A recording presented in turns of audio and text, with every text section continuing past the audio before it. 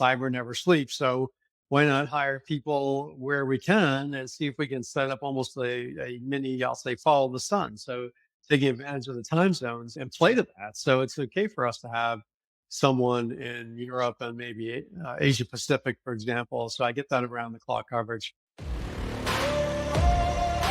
Welcome to Unspoken Security by ZeroFox, the raw and gritty podcast for cybersecurity professionals who want to understand how threat actors are leveraging the internet.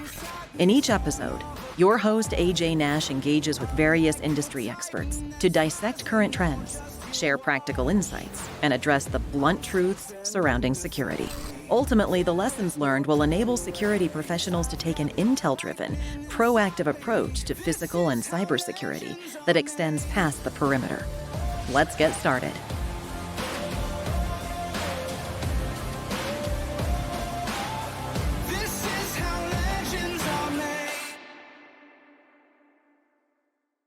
Hello, and welcome to another episode of Unspoken Security, brought to you by ZeroFox, the only unified external cybersecurity platform.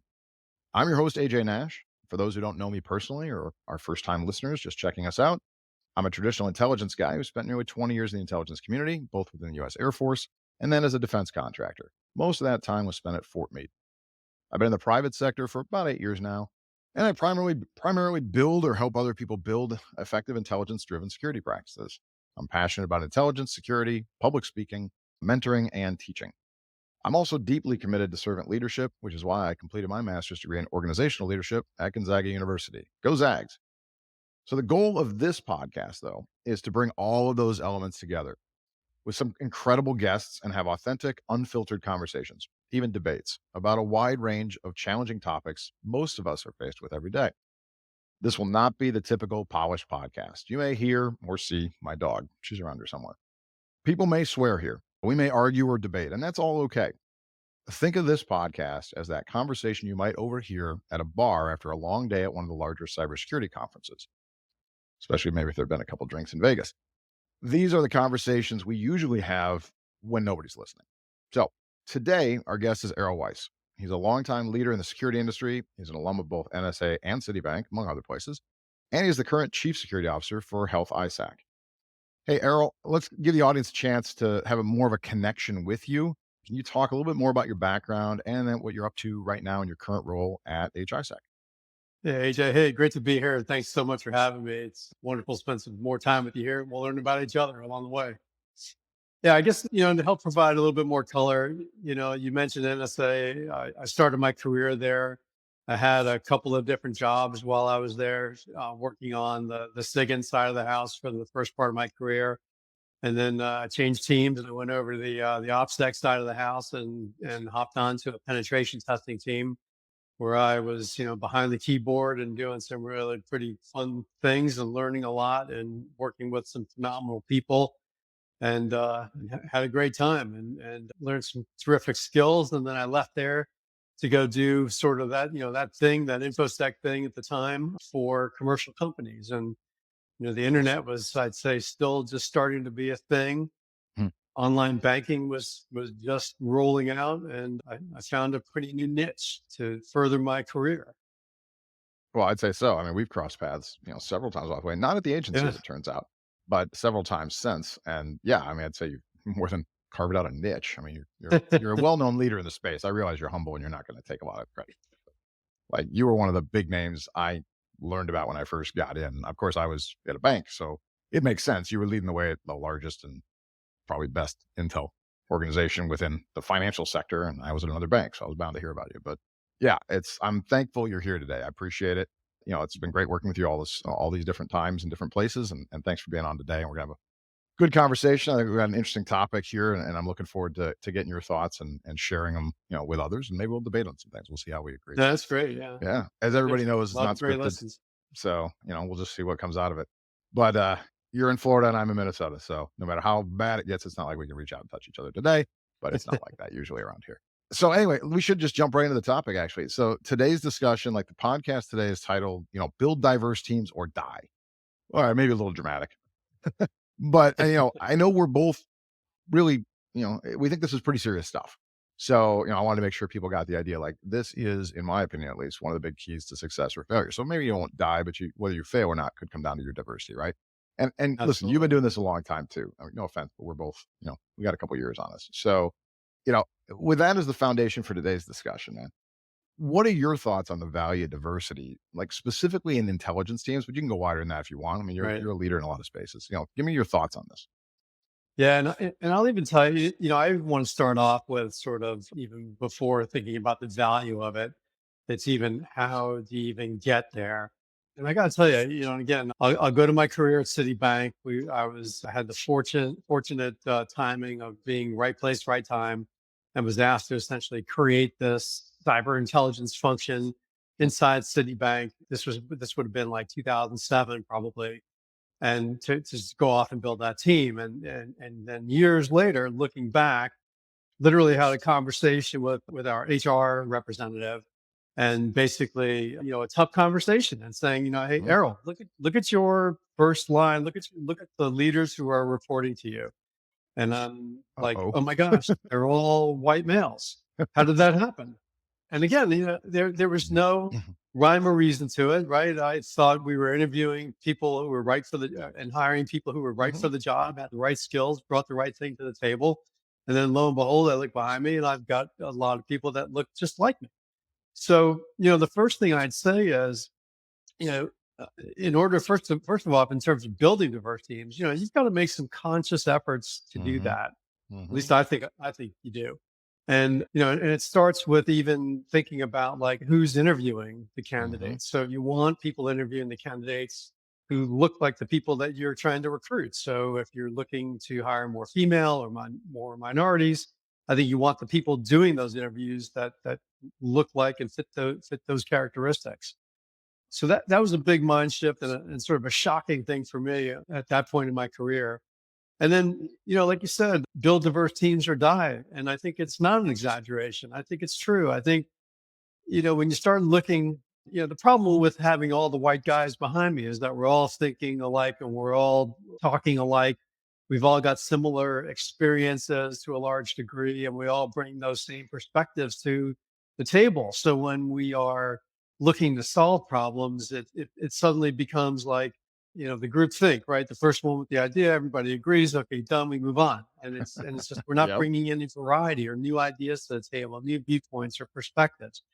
And so, that's the important part. And when you're hiring females, minorities, for example, they're bringing the wealth of that background and the richness of their culture to the table. And it's important, especially in the intelligence world, when we're relying on the analysis that those individuals are doing in those write-ups. It's so important to be able to view and recognize those perspectives in that writing. Yeah, man, I couldn't agree more. I mean, obviously, somebody's going to listen to this. Maybe if they listen, we're all right. But if they watch, they're going to go, "Well, great. Two white guys are going to talk to me about diversity," Right. and I Yeah. I gather that, right? And Yeah. the truth of the matter is, I could have had this discussion with several other people, and it's an interesting position to be in. On the one hand, and so with this show, for instance, I'm conscious about diversity, right? So I've got, I think I've got my first 10 guests picked out. I think, last I looked, I think six are guys and four are women.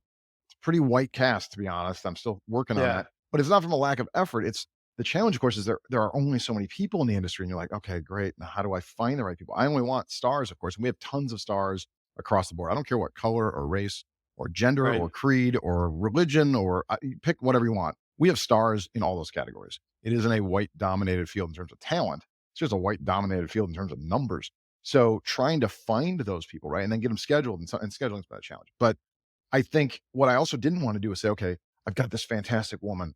Let's spend an hour talking about what it is to be a woman in cyber. How tiring must that be, frankly, for that woman, right? And I've got friends, I've got these women that are going to be on the show, and they were, all of them, I think, kind of breathe the fresh air. I said, listen, we can talk about whatever you guys want.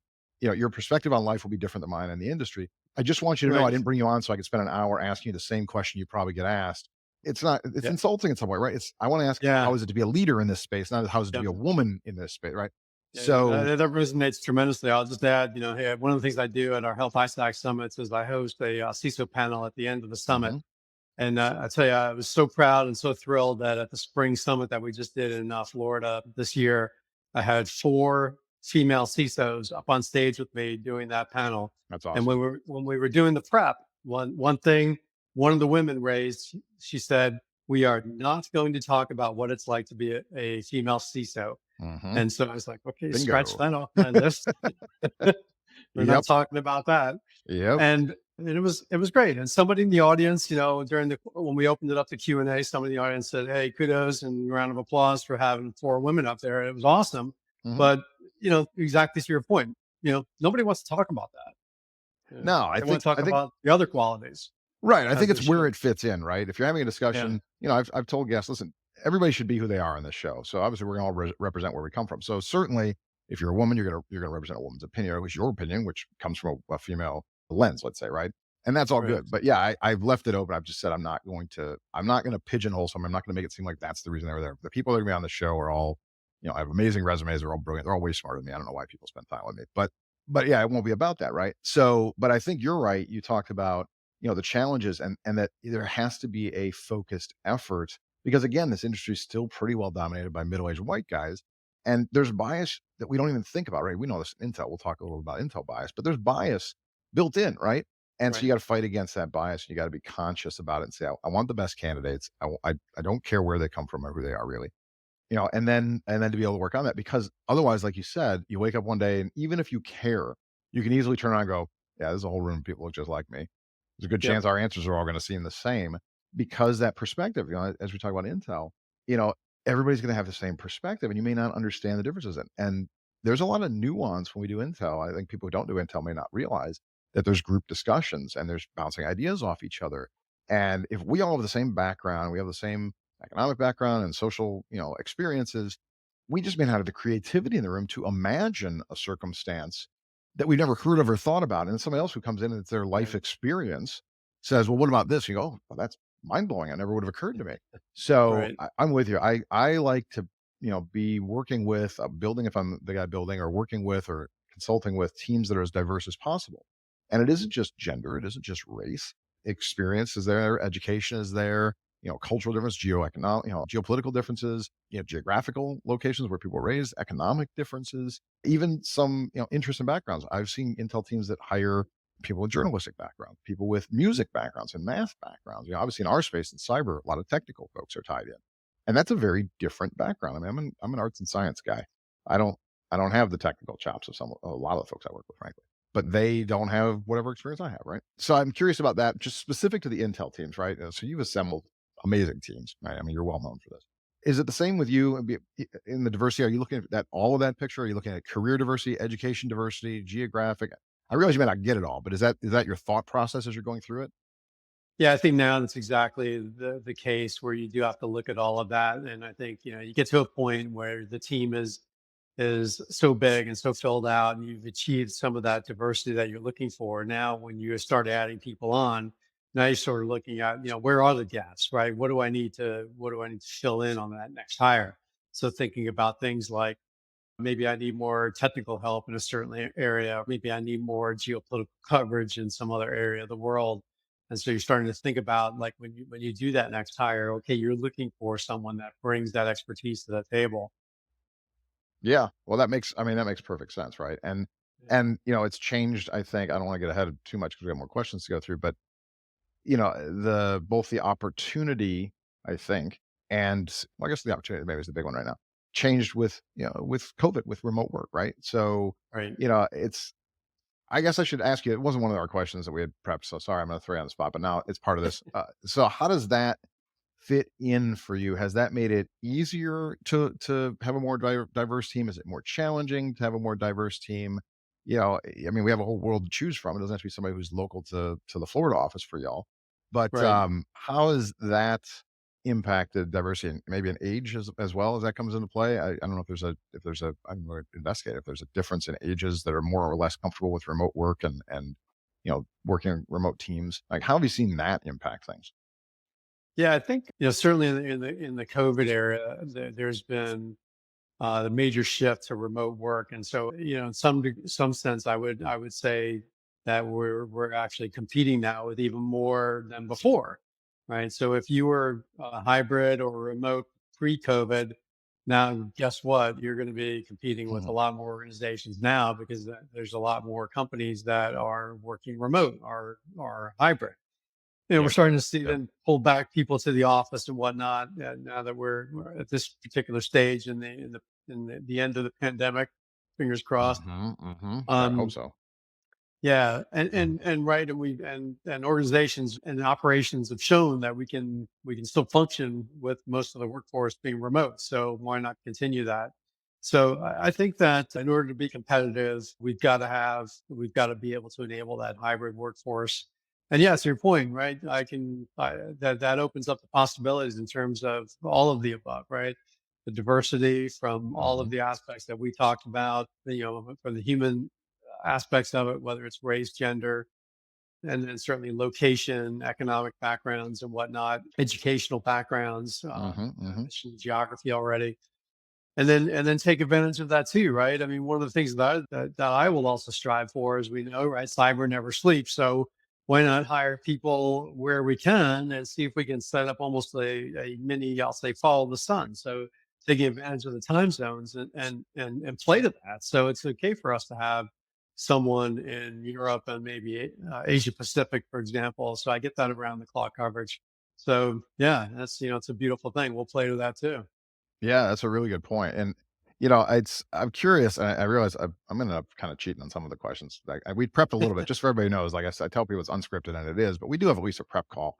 Errol's gonna end up getting screwed on this one because I've got better ideas in my head right now than we started with. But I think you're still prepped for most of the things. I won't put you on the Yeah, spot with by anything the end of crazy. this, you'll figure out what my tell is when the That's when right. I'm the gonna figure out. I'll be like, aha! question. And I'm gonna play That's poker it. with you after that. Yeah, But I heard that one. you've been out of the government space for a while. Been in the private sector for a long time doing this, right? And Yeah. so, what have you seen? How has this changed over the last?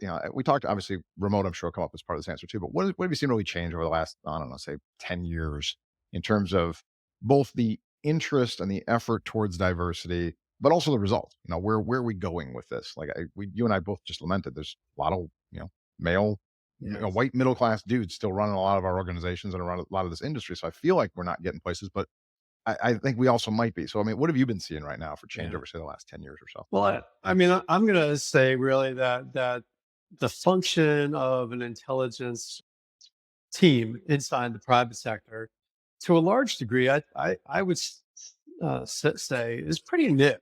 I mean, I Mhm. think when we were doing this at City in 2007, I don't think that there were a whole lot of intelligence types in the private sector at that time doing, I say, formal intelligence Mhm. operations Mhm. on behalf of large commercial companies. And so it's still only 20 plus years old now, or 20-ish years old now at this Mhm. point, which, in the scheme of things, isn't that long, Used even to seem though like a lot longer. 20 years used to seem a lot bigger when I was younger. Now I'm with you. Now it yeah. doesn't seem like it's very I know, long at right? They all. get old real quick. How do we get this that old? But maybe intelligence might be like the second oldest profession out there. So it's Yep. been around a while, and so from the science of intelligence and the methodology and all of that, it's been around. So it's proven. We kind of knew how to get things going at that point. But I would say, in the beginning, that it was tough to find and hire people because it was either we were taking smart technical people and teaching them the intelligence process, or Mhm. then at some point we were able to get lucky and start getting people that were coming out of the military or the intelligence community and wanted to do that. I Yep. remember one of the people that we hired came to City, and when she got hired, said that I never, when I left the military, I never thought I'd do intelligence ever again. Mhm. And lo and behold, here we are. So I think that there was a lot of growth happening in those early years, and the struggle to set up, intelligence inside commercial organizations. There was a lot of studies done. I remember working with Carnegie Mellon and the Oh, yeah. Software Engineering Institute at the time, studying intel functions inside private sector organizations with a lot of interesting findings at that point in time. So it was pretty new. All right. And then, you bring up the diversity factor, and then you've got, old adults like me that, suddenly wake up one day and say, crap, how did I end up with five white guys behind me helping to run this thing? And how did Mhm. that happen? And so, again, I never planned to do that, never meant to do that, but, you wake up one day and that's the reality of it. So it's the revelation that, man, you've got to take a proactive role in this stuff. And it starts with the creation of that job rec in terms of how, what kind of people are you looking for, what kind Hmm. of backgrounds, education. Yeah, and I'll say yes or no on the education, Sure. right? Because we're all, today we're starting to just even eliminate the need for a college degree, right? But anyway, it starts there, and it starts with that pool of candidates that you're looking at, and the pool of people that are interviewing those candidates, as I mentioned before. Yep. So Absolutely. yeah, we got to take an active role in it, and so that's where I'm coming from now. Well, I mean, it's good to hear, right? I mean, it's that thoughtfulness, right? And that's, I think, the thing I've seen. I've been private sector for about, I don't know, 8 years now, I suppose, and I think that's the part I've seen people lean into more is a thoughtful approach to this. At first, I think it was more of a discussion. I think it's been a discussion for a long time. Yeah, yeah, we really should be more diverse. You're right, and then everybody just goes back to what they were doing. And I think I've seen a lot more thoughtfulness over the last handful of years, and not just because leadership tells you so, or because HR comes in and gives a briefing and says we got to do this. Right? I've seen thoughtfulness at the operator level, at the team level, at the team lead level. Directors saying, "Hey, I think the much like we have been working on the education of letting people know what is Intel, right? What do we mean by Intel? How do you build Intel teams, et cetera? I think what is diversity and why do we need it is starting to sink in at a level like what Right, we are talking about, which is this makes us better, right? This is not, and I know people want to politicize some things, and there are people saying, people don't like quotas, people don't like affirmative action, whatever it is. right, In terms of Intel, listen, I'm not interested in the political discussion. I can argue with people about that some other time. But in terms of Intel, I'll plant the flag. It makes us better. Period. There's right. no debate, to my knowledge, among Intel professionals that you get better Intel teams when you have more diverse teams. And that isn't some, for those who may disagree and want to politicize, that isn't some argument saying we're going to pass up brilliant people to get unqualified people just because they fit a category. That is Right. not what anybody is saying, or at least not what I'm saying. And I know not what you're saying.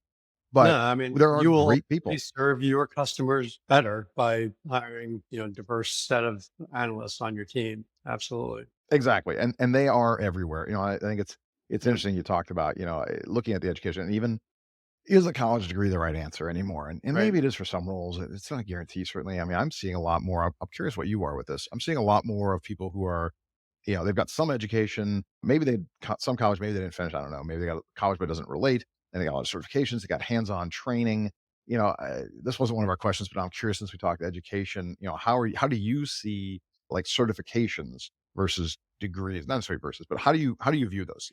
Does that put some on an even playing field? Are you guys changing your job recs? Are you seeing people in the industry change job recs to say, hey, that proves you're qualified enough? Are you maybe doing a proof within the interview process? Hey, here's some, a test of whatever it is to see if you can do these things. Has that changed at all? Yeah.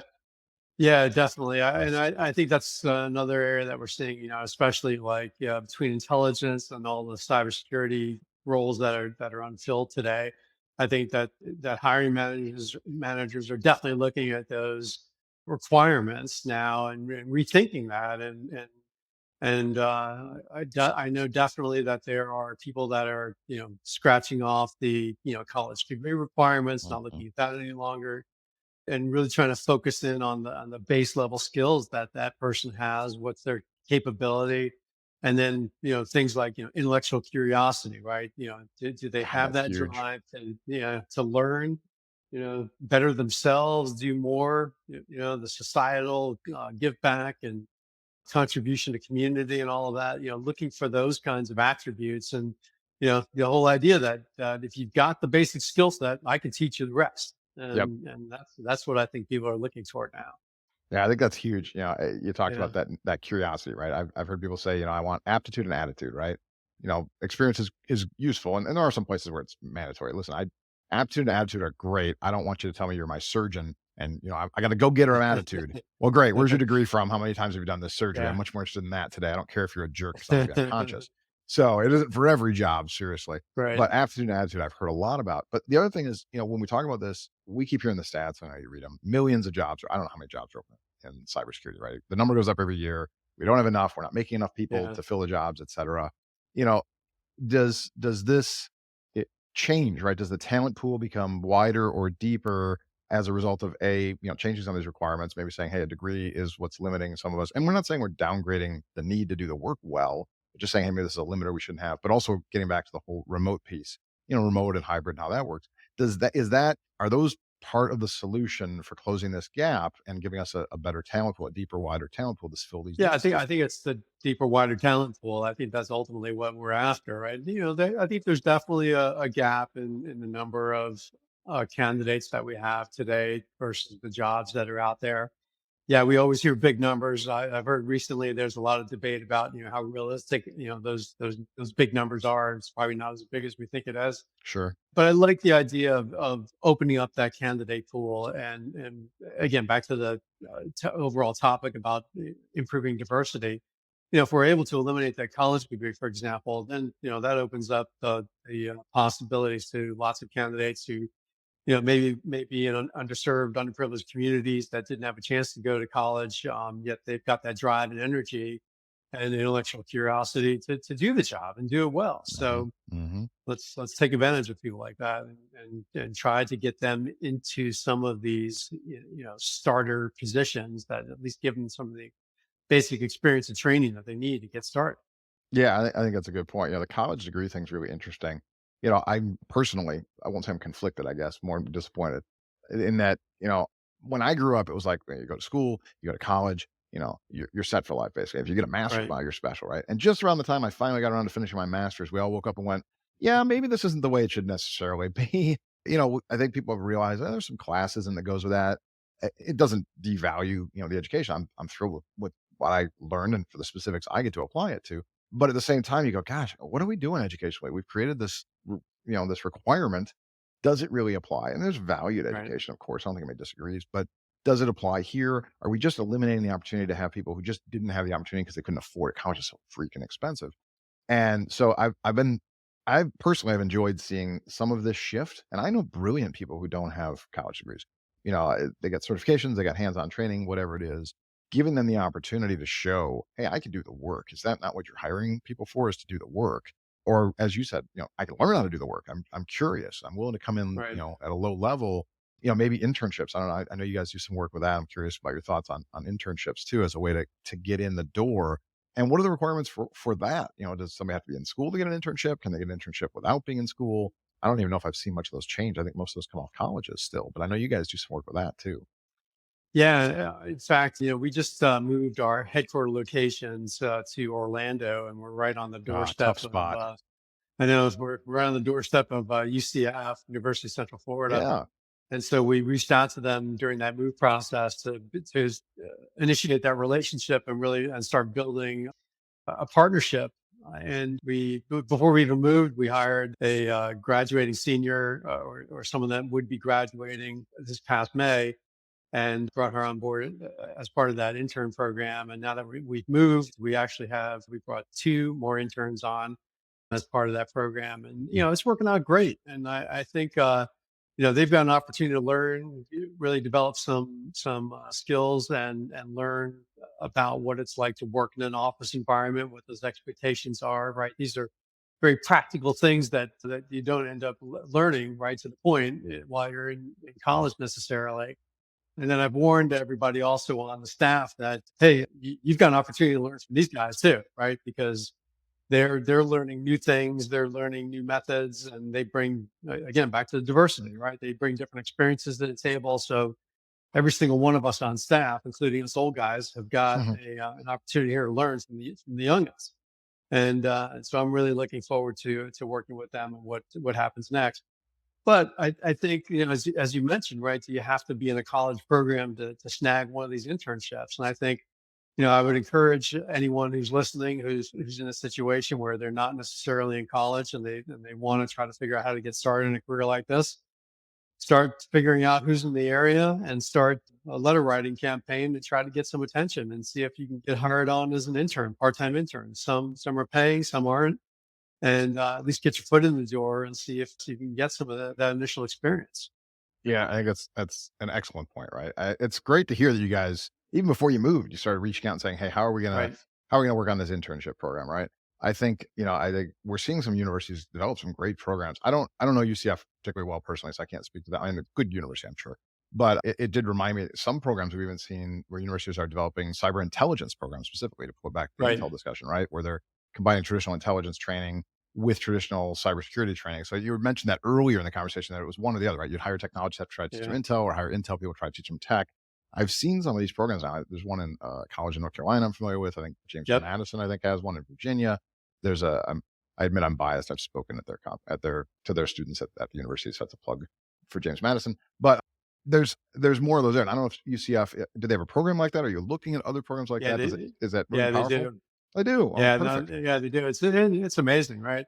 I wish I would have had something like that, before I Yeah. started doing all this stuff. Well, it's well, now you should be teaching it instead. So if UCF hasn't There reached out to you, you should you probably go. Bingo. have a chat with Yep. them. You could totally be teaching some of these courses at this point. So, all right, let's kind of transition. We got one more of the stock questions for today. I've kind of gone all over the place. I moved this one. I've actually literally helped rewrite this one while you were talking, but I think it's still aligned with what we said. I think it just fits our discussion better now, which is, I want to getting to this last piece. I want to kind of roll back into the discussion we started having a little bit in here, and I know we talked off cam before about specifically the structures we're going to have going forward, right? Let's talk about whether it's office, whether it's hybrid, whether it's remote work. Obviously we're talking about diversity, and this is going to play a factor in some of this. So in your opinion, like, what's the best model? I'm gonna put you on the spot. What's the best model? Right. And then what challenges and opportunities are you seeing across all the different structures in terms Yeah. of, like I said, office, hybrid, remote? What do you guys, if you're allowed to say what you're doing, and you're the boss, I guess you're allowed to say whatever you want.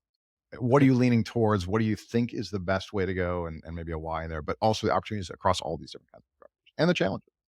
Yeah. No, I mean, hey, in this Intel space, I think, the idea for us will be, we will be hybrid remote for, for, for the long haul. Mm-hmm.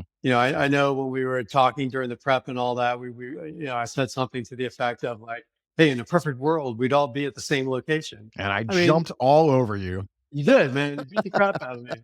And I think, and I will still stand by that. So yeah, I mean, hey, if I didn't have a life, if I didn't have a family, Your you definition know, of a perfect world and mine don't match, Errol, but I get yeah, where you're exactly. going. Just giving you a hard time. Frictionless surface, vacuum, all of Yes. that, right? Oh, Remember 100%. I all agree. that? Mhm. Yeah. So, we'd all be in the same room. We'd all be collaborating with each other. We'd all have instantaneous, like, hall talk and water Mhm, mhm. cooler talk and all that kind of fun stuff. But that ain't the reality of the situation, right? So, back to all the things that we talked about earlier in terms of taking advantage of growing diverse teams, hiring the right talent, getting people where, in time zones that we want them to be in for different reasons, locations, cultures, all of that, and Mhm. taking advantage of the beautiful remote world that we live in today. So I think that's the reality for us, and I think we'll see more and more companies going that route as well. So I think that will drive competition for some of these, these resources for Mhm, sure. mhm. Yeah, Yeah, but I agree. Listen, I get what you were saying. Obviously, when we were talking to prep, yeah, the ideal world, right? But I get what you're saying. Listen, for those who've ever been in the military, for instance, when you're deployed, you do great work. Deployments are hard for a lot of reasons, and I'm an intel guy when I say deployed, by the way. So if I don't want to be compared to people who are out in combat. I'm not talking about that kind of work. That's a whole different world. I'm not claiming that, and I can't speak to it. In intel, aside, there's stress of being deployed, but when you're deployed, we often talk about, TDY someplace. At least I can just focus on this. Like, this is all I do. Like, we're right, together. There's camaraderie. You do the work. You don't have to pay bills. You don't have to walk the dog. You don't have to worry about whatever. So there is something to be said for that. I absolutely agree. Co-location and that bonding that's with it, right? But there's a reason we aren't deployed for 10 years at a time, right? It does wear on you. So yeah, I don't disagree. I get what you were saying in terms of, in that scenario, right? But yeah, I've been a strong advocate, obviously. Now, listen, I work remote. I'm in Minnesota. The company's in Baltimore. Ironically, I lived out east and changed companies after I moved. I used to live about a half hour from headquarters. If every company said you're only, going to be in the office, clearly I'm going to have to find something else to do, and I don't want that. But I'm a big believer that hybrid, is a good middle ground, right? Ideally, like I thrilled where I'm at. I'm not moving. I just built a house. I can't go anyplace. But for me, in an ideal world, I'd be in the office 1 or 2 days a week. I think I would love the opportunity to have more of that connection. We have to make it through virtual means, and we do all right with this. But I'd love to have that a couple days in there, focus time, right? You're in for meetings, you're in for specifics. You get what you need, you get the connection. You can get a lot done in a day in a room right. together and kind of turbocharge it, and then go back and do, the things that we need to do and balance the life and all the stuff that goes with that, right? And so I think I'm seeing more of that, but I guess nobody knows for sure. I've seen lots of data. I'm sure you have too. Like I see a report one week that says During COVID, we've proven that productivity didn't change at all. Nobody should have to go back in the office. And the next week, some other company comes out or some organization says, no, productivity is way down. People have to get back in the office immediately. It's terrible. And, I think there's so much Right. conflicting data that maybe intentionally or unintentionally biased that it's so hard to know what ground truth is. I do know the financial sector has come out and said that we're going to lose like $800 billion in corporate real estate value if people aren't in the office. So I suspect Right. that's a motivating factor for some people. Right. But I think from the diversity standpoint, the key piece we were talking about is, like you said, it offers that opportunity again to reach out. The person that would make that team more diverse is somebody who knows a different area, a different background, a different culture, a different experience. The world's your oyster now. I mean, you can recruit from essentially any place, right? I am curious though, with that, are we going to see? Do you think we might see some challenges in terms of I don't know, kind of domestic outsourcing is kind of what I've been, kicking around in my head. So, for instance, why would I hire somebody in New York City anymore? Why would I hire somebody in LA or San Francisco or pick an expensive place? Why would I ever hire them anymore when I can hire somebody in Right. Memphis, Tennessee, or Phoenix, or Billings, Montana, wherever the talent might be? How, have you run into that? Not have you guys thought about that? Is that a concern that we're going to run into a situation where people actually have to leave the more expensive areas because they're going to be competing internally at rates they can't afford to pay? Yeah, and I think I mentioned a bit about that before Mhm. too. I think the whole notion about competitive forces driving the workforce and that hybrid remote workforce that will continue to be a factor. I mean, much to your point, right? It could be that they would want to drive some of those functions to, let's say, lower cost locations, and then they can hire remotely from those locations as well. But Mhm. again, I think that those companies are also in competition with others that are hiring remotely. And they're going to be Mhm. dealing with that as a factor too. So maybe you won't be saving as much on labor as you think you will. That's Right. a good point. The free market does go across everybody, right? We're Yeah. all gonna be shopping the Yeah. same talent pool, which we still said isn't big enough yet. I mean, I see a lot in this industry. We're not an exception. A lot of work that is overseas. India has incredible tech talent at, compared to Western prices, certainly less expensive, right? Just to name one area, Right. a lot of them. But there's always been some functions that I've strongly argued against pushing in those places. Intel being one, again, because there isn't the Intel background, right? There aren't people trained in Intel in some of these other places the way we are in the West. I mean, Australia, Canada, UK, us, New Zealand, I suppose, Right. and some allies in there, but I wouldn't offshore Intel, like true Intel functions to some of these Right. locations because the And talent's not and there. you talk about the value of the hybrid part, right? You want that time when you can get everybody together. Yep. So, you know, it's tough Yeah. to pull them when they're that far away. So, but if you can Boy, it pull sure them is. together from the US, right? Different points in the US to do that. And, Yeah. I know that's in this company, since I've been with Health-ISAC, that's one of the things that we're trying to do is getting, all the team together. At least now we were twice a year. Now that we're a lot more global than what we were before, we'll do at least once a year. But, that's the investment that we want to make is to be able to get everybody together. And I know, Yeah. we talked about, getting your butt to headquarters on a regular basis. So I think, that's a factor too, right? So back to that whole hybrid thing, you want to get yourself back there. You don't necessarily need to be, you don't need to wait until you get called back, but, Mhm. volunteer, get yourself into the office, spend some time there and get to know people there. Yeah, that's a good point. Like, I don't want to call it FaceTime just outright. I mean, I don't want to Right. suggest that, but I mean, we all know presence is part of it, right? Just it's that's a human thing, right? Yeah. If leadership knows you and knows your work, it's either better or worse for you, depending on if your work's any good, I guess. If you're not good at the job, I'd say hybrid as far, or I'd say remote as much as possible, and keep your name out of their mouths. But Right. if you're decent, I think there is something to that, right? So maybe that's something else we should start thinking about. So as we talked about having to fight against bias, having to really think about diversity, building diverse teams, and actually putting the effort into it. I wonder, and we didn't talk about this at all previously. I wonder if we want to have to do the same thing in terms of biasing against remote people when it comes to promotion and things of that nature. If it used to be we were all in the office, you were sort of on an Right. even playing field, at least. If you spent more time talking to the boss, you're either kissing a lot of butt, or maybe you're really good at your job, or really bad again. But now you could be brilliant and never be noticed. And frankly, if you have a lousy boss, your manager could be taking credit for your work.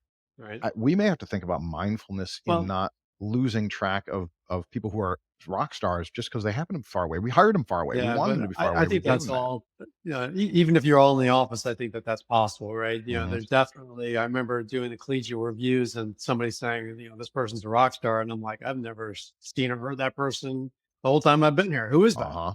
So, there is a bit of that. You got to get out and you got to make sure your people are getting out. You've got to be the advocate for your people, and you've got to make Hmm. sure that you're coaching them to get in front of the right people, and if they're remote, yeah, there's a little more that you have to do that. I know, like when I was working at City, for example, and I was fully remote, I was making the effort to get to New York, to get to those Hmm. managers, spend time with them. And I remember somebody asking me about, why I had a suitcase with me. And I said, well, I just got in from Maryland this morning. And they're like, oh, I thought you lived here. I'm like, no.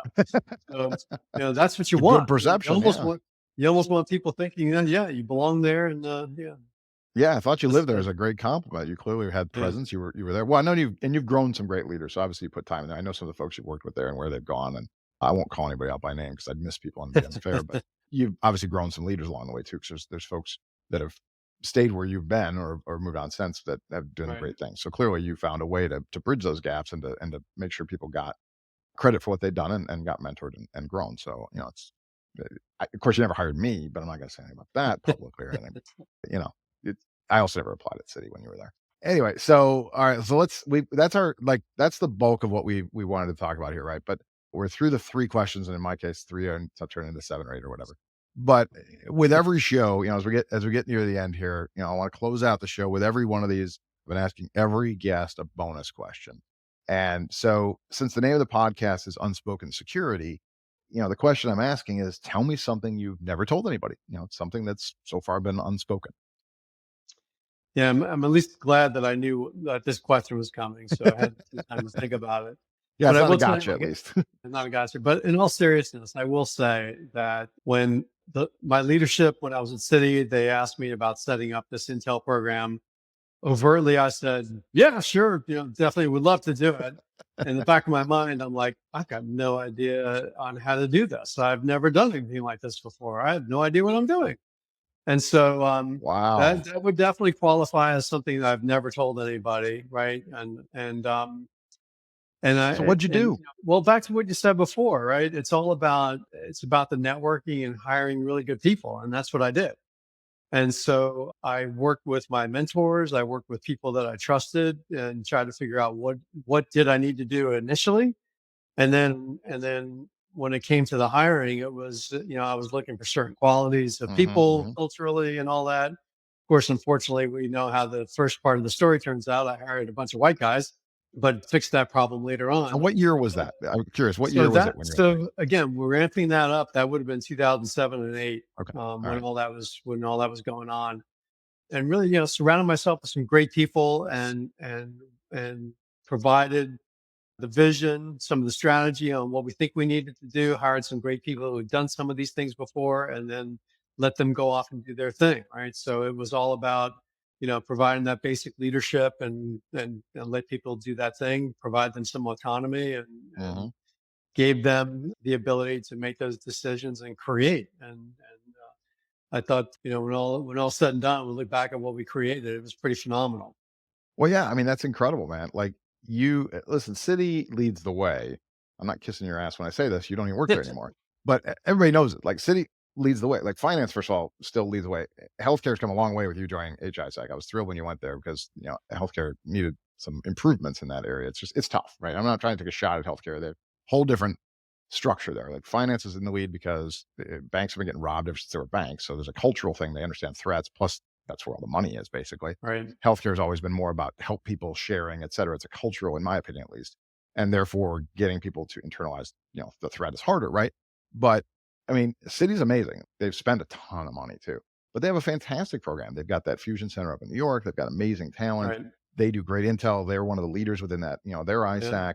And These are and all the successors of what was initially built. And I tell yeah. you, I just remember in the beginning when we started things out in that early time frame, it was, everybody was saying it's impossible to make change around here. It's Hmm. impossible to change the direction this aircraft Mhm. carrier is going in. And then roll ahead, a few years from there, we had thousands of internal customers that we were working with. We were embedding ourselves into their process. I mean, Mhm. it was phenomenal. And that We all just made started some with you great not even change. knowing, and you took the job not knowing what you were gonna do, actually. Like, that Exactly. I mean, That's exactly right. that's wild, and I'll be honest with you, so I've had a handful of these prep calls, I recorded some of these, we're getting this off the ground. There's a thread across our industry. They're not identical, but there's a thread across these answers so far of people who either fibbed or lied outright, depending on what it was, or just in your case, like, just had the guts to go, "I think I can accomplish this." Like, I think I you can didn't, do it. yeah, Yep. and then figuring it out, right? I don't Somewhere Yep. between, there's creativity, there's some boldness across our industry, and I think it's a message that I'm hoping people that are listening are hearing, that either, "Listen, Errol, you're one of the guys I looked up to when I got into the industry," right? As, like, that guy knows what he's doing. That guy, and you were in that job at the time. And I was like, "That guy really knows what he's doing." And find out it's like, well, yeah, you did know what you were doing. You didn't maybe realize you knew what you were doing, right? But you go, all right, don't self-select yourself out of an opportunity, because that's how people got there sometimes, was taking that leap and going, "Hey, I can do this. I'll figure it out." Listen, I had an interview. I've mentioned this story once before already, but I had an interview where I was asked a question I did not know the answer to. It happened to be a virtual interview. And so while I was beginning to answer the question, I also was Googling the answer. And I got it. And I was able to get enough through. I then went and learned it. I didn't just go, I'm never going to need that again. Clearly, I'm going to need this for the job. And it was a relatively simple thing to learn. It wasn't like rocket science. But, that was the creativity. I knew I wanted the position. I was confident that I could do the work. And if there was a thing I didn't quite know, I can learn. That's what Intel people do all the time, right? But I think hearing it from somebody like you and some of the other leaders that I've been talking to, I think that's a message I'm hoping people are taking away, which is, a lot of us leap a little bit further maybe than we think we should, or than we're, on paper documented as capable of. But I mean, where would City otherwise be? Like, if they hadn't gotten you, like, you were the right guy, clearly. Look what's come out of this. Yeah. The whole tree has been built off of that. I mean, I think that's awesome. And thank you for sharing that. I mean, that's gonna be one of Yeah, those no, revelations, it's I a think, for great point. people. I call it organizational courage sometimes. Yes. You have to make those bold leaps, but yeah, it's great. I like that, organizational courage. I'm gonna actually steal that one, and I'm not Yeah, gonna give you any please. credit for it either. But no, it's it's recorded now, so everybody knows. All right, cool. So listen, I think we're about out of time here, Errol. So first, I really want to thank you genuinely for being here, obviously, but also just, for being a friend and a mentor, and a teammate and a partner, and all the things, that we've done together. I love working with you, and I appreciate that as well. But obviously, I appreciate you coming on here and spending some time, and sharing a secret along the way, which is pretty cool. We'll work together more. I'd love to get you back. We'll pick up Yep. some other topics along the way. I think, there's a lot more people can learn from you if I can get out of your way and let you talk. And I'm jealous I'm not going to Dubrovnik. So when you go there, have a great time. If anybody doesn't know, Health-ISAC is going to be in Dubrovnik for one of their big meetings, and it's an awesome place that I'll try to get to next time. Yeah, I think that's it though. Thank you very much Yeah. for being here today, and for sharing your thoughts on diversity, and on the importance of building diverse teams, and some of these businesses being diversity more than just people normally think of it as. So we're going to wrap it up for the audience. Thanks for tuning in today. I hope this was enjoyable and informative and entertaining and helpful and all those things. If not, let me know. Throw all the tomatoes you want. If you really liked it, please tell people. But otherwise, until we're back to have another one of these discussions, thanks for tuning in. Look forward to talking to you again soon. Bye. Hey, thanks, AJ. Thanks to you and the rest of the Zero Fox team too. Yeah, thanks, man. Appreciate it. That's a wrap for this episode of Unspoken Security, brought to you by ZeroFox, the only unified external cybersecurity platform. If you enjoyed this episode, follow us wherever you listen to your favorite podcasts. See you next time.